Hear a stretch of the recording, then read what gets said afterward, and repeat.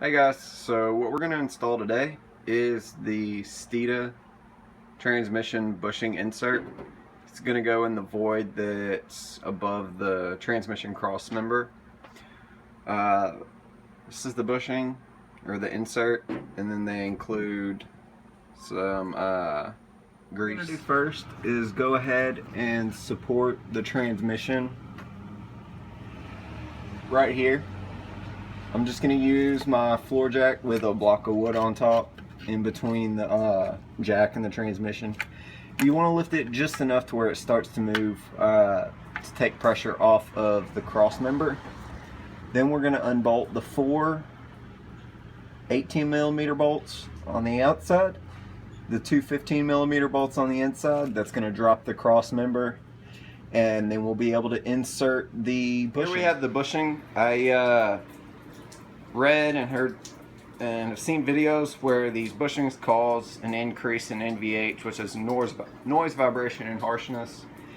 And this is actually my second time installing this, because the first time I drilled a small hole, and I read you have to drill a pretty large hole. So I got a 1/2-inch drill bit, drilled into this, and then just kind of moved the bushing around the drill bit to make it larger. And we'll see how much that improves in the sound of the car.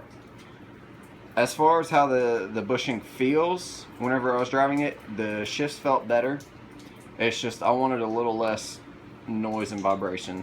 So we're going to see how this goes. I actually ended up using WD-40 for a lubricant, and that worked a lot better than the grease that was provided. That's just in my opinion. The bushing actually slid right into place. So that's how it should look. And once you get that in place, go ahead and install your cross member. As far as I know, there aren't torque specs for the bolts, so just make sure your bolts are nice and snug. Lower the transmission back down, get your car back on the ground, and make sure everything feels right when driving it. So if y'all have any questions, feel free to comment below, and y'all take care.